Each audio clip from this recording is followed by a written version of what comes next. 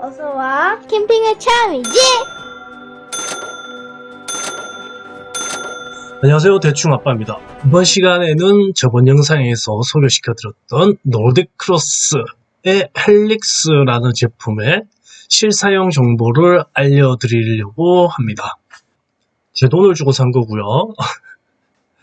오래된 돔 텐트를 대신해서 터널형의 이 정도 크기라면은 돔 텐트를 대신할 수 있지 않을까, 자기 합리화의 결정체입니다. 우선 언박싱 구성품을 한번 살펴보겠습니다. 폴이고요. 16파이, 13파이 해서 총 4개를 쓰고 있습니다. 몇천 시리즈인지는 나와있지 않고요. 고시 스펙에. 그리고 4인용 이너 텐트 그라운드 시트, 2인 이너 텐트용 그라운드 시트입니다. 그리고 이 가격, 이 크기에 믿을 수 없었던 전면 투명창 디퓨저. 그리고 이제 본체를 한번 풀어보겠습니다. 이게 본체 안에 이너 텐트 플라이들이 전부 다 쌓여 있더라고요. 첫 번째는 플라이 폴리리스탑 68D를 쓰고 있습니다. 테프론 코팅도 되어 있고요. 2인용 이너 텐트 폴리리스탑 68D로 구성된 본체입니다. 테프론 코팅, UV 코팅, 나한형 코팅이 되어 있는 특징이 있습니다. 그리고 4인용 이너 텐트, 그거 팩, 쓰지 않는 팩이죠. 쓸모없는, 다만 간단하게 고정하기 위해서 쓸 수는 있어요. 그래서 제가 사용하고 있던 단조 팩으로 설치를 해볼 겁니다. 우선 본체를 펼쳐 주시고요. 이너 쪽과 전면을 잡아줍니다. 이너 쪽은 측면에 출입구가 없고요. 전면 쪽에 벤틸레이션이 있기 때문에 전면, 후면 구분하기가 그렇게 어렵지는 않아요. 그리고 이너 쪽, 굳이 이너 쪽은 아니더라도 한쪽의 모서리 부분에 팩을 박아줍니다. 2개죠. 팩을 박아놓고 본체를 활짝 펼칩니다. 이제 폴을 넣어야 되기 때문에 활짝 펼치는 거고요. 본체를 펼치고 나서 이제 폴을 설치할 겁니다. 폴은 말씀드렸던 것처럼 16파이, 13파이, 13파이가 굉장히 약하죠. 16파이는 그렇게 뭐 약한 편은 아니에요. 13파이가 굉장히 약하기 때문에 조심해야 됩니다. 사용상 주의가 필요한 제품이죠. 이렇게 폴 설치하기 전에 살짝 드는 거는 폴마다 고유의 각으로 결합이 되기 때문에 살짝 들어서 흔들어 줌으로 인해서 그 각이 제대로 잡혀질 수 있도록 하기 위해서 저는 개인적으로 이렇게 살짝 흔들어 줍니다. 장소가 협소할 경우에는 이제 폴을 결합하면서 슬리브에 폴을 넣어줄 수밖에 없겠죠. 자립형이 아니기 때문에 폴을 설치하는 순서는 크게 상관이 없습니다. 이너 쪽부터 넣으셔도 되고 전면 쪽 출입구에서부터 넣으셔도 되고 중간부터 하셔도 되죠. 하나씩 밀어 넣으면서 중요한 거는 절대 폴을 당기시면 안 돼요. 당기시면 슬리브 안쪽에 폴이 분리되는 경우가 있기 때문에 요거는 나중에 각 잡기가 굉장히 힘듭니다. 그렇기 때문에 폴을 밀어서만 무조건 넣어주시면 되시겠습니다. 저렇게 자립을 시키셔도 되지만은 그냥 눕힌 상태로 계속 폴 4개를 계속 설치하시면 됩니다. 폴을 끼우실 때는 이제 본체에 있는 오징어 팩이라고 해야 되나요? 고정핀을 꽂을 때 이제 웨빙 줄이 여러 개 있거든요. 그런 것들이 잘 엉키지 않게, 꼬이지 않게 잘 펼치셔서 천천히 꽂으시면 됩니다. 이게 16파이와 13파이로 구성되어 있기 때문에 고정핀에 꽂는 거는 그렇게 힘들지 않아요. 제가 쓰고 있는 코쿤 리미티드에 비하면은 저거는 뭐 그냥 새끼손가락으로 할 수 있죠. 천천히 줄을 풀어가면서 고정핀에 꽂아주시면 됩니다. 총 4개고요.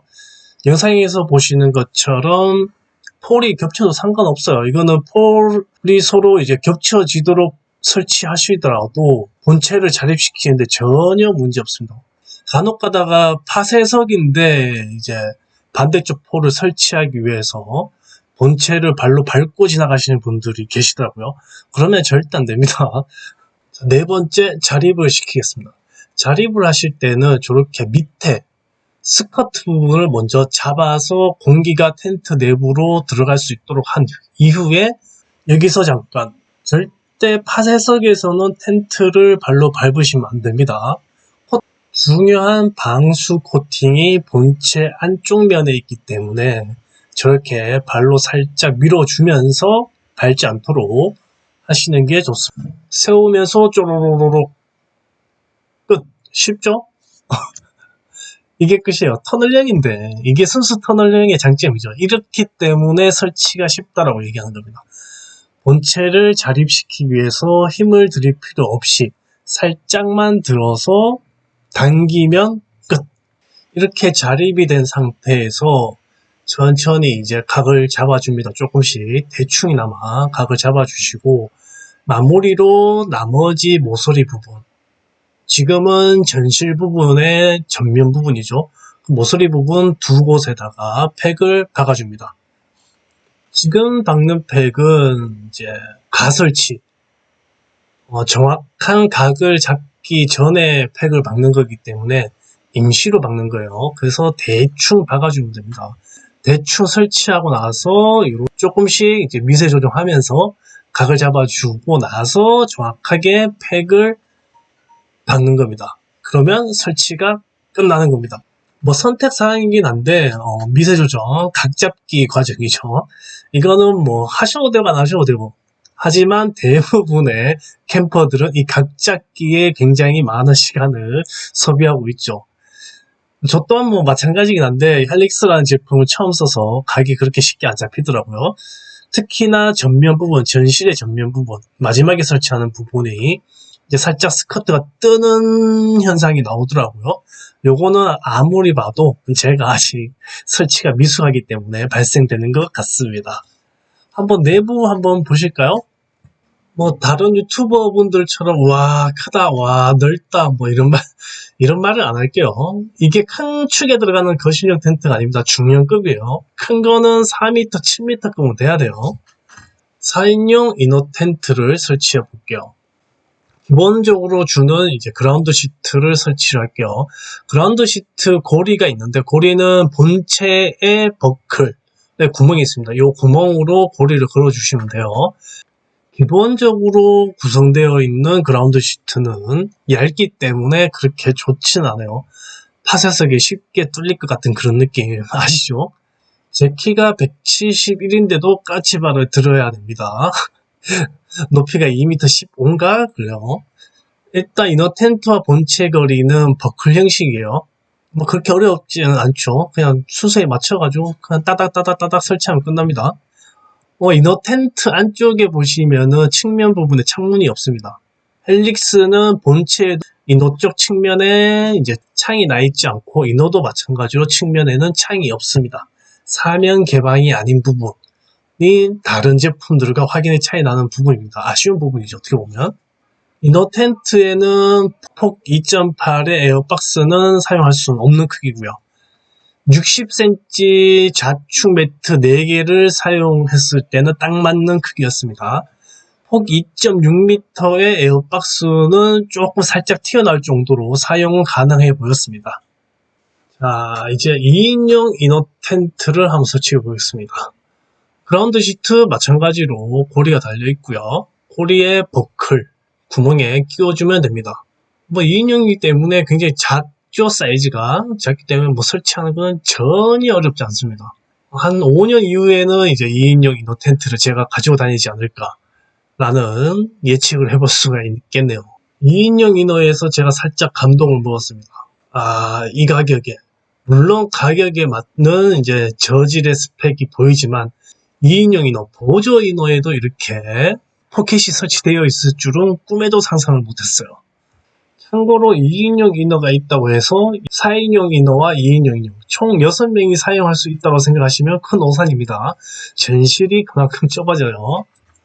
설치를 다 했으니 한번 검수를 한번 해보겠습니다. 가성비 제품인 만큼 안고 가야 할 부분이 분명히 있는 제품입니다. 가성비 제품에서 완전 무결점을 말하는 건 욕심이겠죠. 첫 번째, 일단 색상에서 이염을 찾으려고 했는데 이염은 없지만 색상 부분에서 너무 확연한 차이가 납니다. 이렇게 색상이 다른 이유는 부위별 다른 원단을 썼는가? 아니면 부위별 다른 코팅을 했나? 아니면 의도된 디자인인가? 햇빛이 비춰지는 각도에 따라서 색상이 달라 보이는 그런 의도된 디자인일까? 하지만 분명한 것은 이러한 색상의 차이는 코팅 또는 원단에 대한 불신을 심어줄 수 있는 분명한 원인이 될 겁니다. 그래서 첫 제품은 판매점에 문의해서 교환을 받았습니다. 색상 차이가 그렇게 많이 나지 않죠. 첫 제품에 비해서. 그나마 만족을 하고 지금 현재 사용하고 있습니다. 그런데 때마침 두 번째 캠핑에서 비가 왔거든요. 비 맞으니까 색상이 이렇게 변해요. 이 정도 색상 변하면은 원단이 이제 젖었냐 안 젖었냐의 차이 정도로 보이는데, 이거를 봤을 때 아마도 본체에 있던 테프론 코팅이 저기 색상 변화가 거의 없는 부분만 테프론 코팅이 되지 않았을까. 왜냐 플라이 부분에도 테프론 코팅이 있었거든요. 발수제 중에 고급 제품인 테프론 코팅이 있었는데, 그 테프론 코팅이 있던 플라이 부분에 전체적으로는 조금 색상 변화가 많이 덜하죠. 이걸로 봤을 때 본체의 일부분만 테프론 코팅을 해놓고 스펙 고시의 본체에는 테프론 코팅을 했다라고 표기했을 수 있는 좋아하지 않는 마케팅의 일부분일 수 있습니다. 이런 경우가 종종 있었던 걸로 알고 있어요. 예를 들어서 본체는 폴리옥스포드 150D라고 되어 있는데 천장 쪽은 폴리텍피터 75D를 쓰고 측면 부분만 폴리옥스포드 150D를 쓴 경우, 그래놓고 본체는 폴리옥스포드만 표기하는 경우가 과거에 있었던 걸로 알고 있습니다. 현재 그렇게 스펙을 분명하게 나누고 있는 제품이 스노우피크 제품들이 측면, 지붕 부분, 스커트 부분 이렇게 나눠서 스펙을 표기하고 있거든요. 이렇게 눈에 띄게 차이가 나는 경우는 저는 일단 오늘 처음 봤어요. 일단 가성비인 것도 있고 사실이 확인되지 않은 부분이 있으니 이 정도로 넘어가도록 하겠습니다. 만약 이게 사실이면 사기당한 기분 어떡하지? 참나. 색상이 변한 부분은 마르면서 다시 원상복귀가 됩니다. 크게 걱정할 부분은 아니고요. 다만 비가 올 때 햇빛이 반사될 때 색상이 다양하게 변화된다는 거 감안하시길 바랍니다. 두 번째, 지퍼 부분입니다. 크게 설명할 부분은 없죠. 뻑뻑하거나 이빨이 나가 있거나 어긋나 있거나 이런 부분을 체크하는 겁니다. 뻑뻑한 거는 크게 문제는 안 되지만 이빨이 어긋나 있는 경우 아니면 탈락된 경우는 교환을 받으셔야겠죠. 세 번째로 체크하셔야 되는 부분이 이제 심실링하고 재봉 부분입니다. 이렇게 심실링 부분은 이제 방수의 핵심적인 부분이기 때문에 꼭 체크를 하셔야 되고요. 꼼꼼히 보시면 좋은데 저는 닉네임처럼 대충 보기 때문에 대충 봅니다. 이렇게 심실링 부분은 원단이 겹치는 부분에서 하얗게 스카이 테이프가 오래된 것처럼 보일 수 있습니다. 요거는 이것까지 완벽하게 심실링 처리된 거는 저는 아직까지 못 봤어요. 그런 제품은. 심실링이 누락된 부분이 있다라면은 분명히 100% 하자입니다. 요거는 불량이기 때문에 교환을 받으셔야겠죠. 헬릭스는 봄, 가을에 유리한 기능들을 가지고 있습니다. 물론 겨울은 당연한 거고요. 이런 헬릭스를 100% 뽑아내기 위해서 요즘 같은 날씨가 딱 좋습니다. 자, 그럼 어떻게 사용하는지 한번 볼까요? 일단 측면 이중창 구조. 이중창이라는 것은 스킨이 있고 방충망 스킨이 따로 있는 것을 이야기합니다. 일단 이중창으로 측면 출입구 쪽에 캐노피로 사용하는 경우가 있고요. 보시는 것처럼 출입구 옆으로 늘어뜨리게 설치해서 빛을 차단하면서 통풍이 되도록 하는 구성이 있습니다. 두 번째로 가이드라인입니다. 이 가이드라인은 13파이라는 약한 폴을 보완해 줄 수 있는 유일한 수단입니다.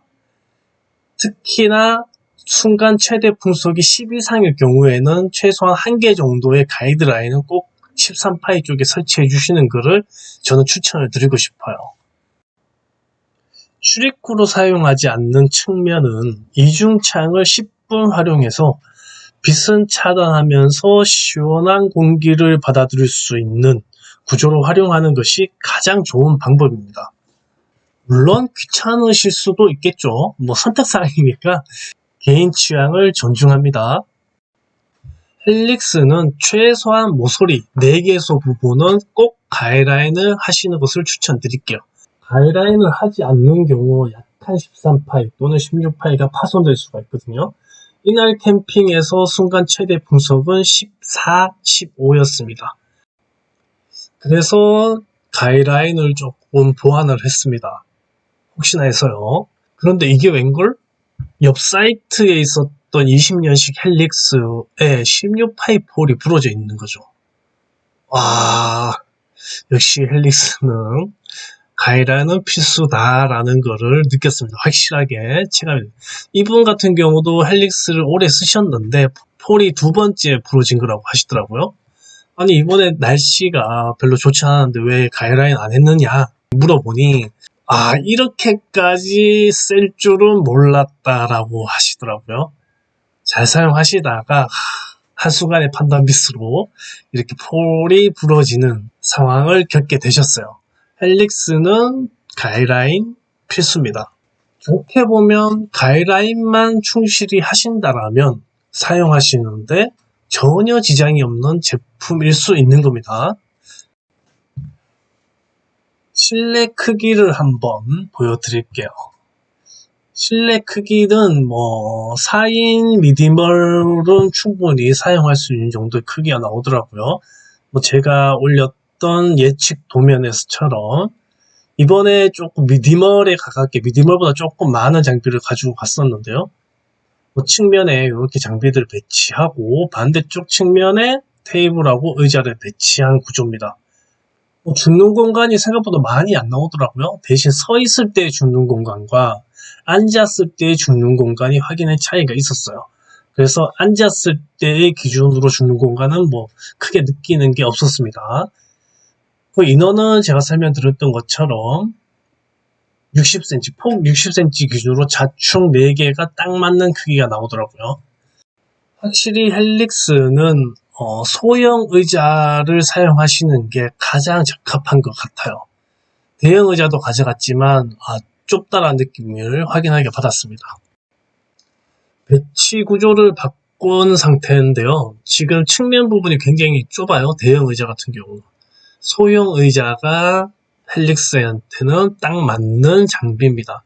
대형 의자도 물론 크기가 다르고 젖혀진 각도가 다르기 때문에 그러니까 평균적으로 봤을 때 대형 의자로는 좀 사용하기가 불편한 그런 크기를 가졌다라고 보시면 될 것 같습니다. 그리고 지금 배치에서는 전실 쪽으로 의자들이 이제 나가야 되는데 이렇게 나가더라도 소형 의자는 이제 좁아지는 부분 때문에 이렇게 앉더라도 죽는 공간에 의해서 불편함이 생길 수가 있어요. 그래서 지금 배치를 조금 인호 쪽으로 바꿔보도록 하겠습니다. 장비 위치를 변경해서 조금 인호 쪽으로 테이블과 의자를 당겨 보도록 하겠습니다. 이렇게 인호 쪽 출입구가 2개니까 이런 식으로 배치를 할 수가 있겠죠. 하지만 이런 식으로의 배치는 이제 갬성에는 조금 무리가 있어 보이네요. 그래서 조금 2개의 위치를 바꿀게요. 일단 갬성 조명이 이제 중앙에 올 수 있도록 배치를 바꾸도록 하겠습니다. 바꾸고 나서 이제 테이블과 의자를 인호 쪽으로 바싹 붙일 수 있는 그런 배치로 한번 살펴보도록 하죠. 확실히 보기가 좋은 것 같아요. 역시 갬성 조명은 중앙에 있는 게 딱입니다. 이제 사람이 지나다닐 수 있는 면적, 공간만큼만 띄워놓고 테이블과 의자를 최대한 인호 쪽으로 붙이면서 본체가 좁아지는 공간에 이제 기타 장비들이 위치할 수 있도록 그런 배치로 만들어 보겠습니다. 이렇게 대형 의자를 전면 쪽으로 배치하는 거는 동계 기준으로 봤을 때 전면의 출구보다는 측면의 출구를 활용을 많이 하거든요. 전면에는 투명 창이 위치하기 때문에 그럴 경우에 대형 의자가 인호 쪽에 배치될 경우에는 안쪽, 이제 전면 쪽에 앉으신 분들이 출입구로 지나가기 위해서 또는 인호 쪽으로 이동하기 위해서라면은 좁은 공간에서 대형 의자로 인해서 왔다 갔다 하기가 굉장히 껄끄럽겠죠. 어려워요. 그래서 대형 의자와 소형 의자 조합일 경우에는 대형 의자가 안쪽으로, 그리고 주 동선이 위치한 곳에는 소형 의자, 사람이 지나다닐 수 있는 동선의 공간이 나올 수 있는 그런 배치가 좋습니다. 지금까지 헬릭스에 관한 실사용 리뷰였습니다. 헬릭스, 가격 대비 제품은 참 가성비 좋다라고 얘기할 수 있는데 원단 색상 차이로 인한 스펙에 대한 불신을 유발시키는 점, 그리고 13파이라는 약한 폴 스펙 부분에서 분명 단점으로 지적을 할 수가 있습니다. 다만 가격과 구성을 고려한다라면은 제 기준에서는 어느 정도 감수를 할 만한 제품인 것 같기는 해요. 헬릭스를 구매하시고자 하시는 분들 또는 이미 사용하고 계신 분들은 꼭 가이드라인을 설치하시기를 바랍니다. 이런 방식의 촬영과 편집은 처음이어서 많이 좀 어색하고 부족한 부분이 있었던 것 같습니다. 아무쪼록 많은 도움이 되셨으면 좋겠습니다. 대충 아빠였습니다. 감사합니다.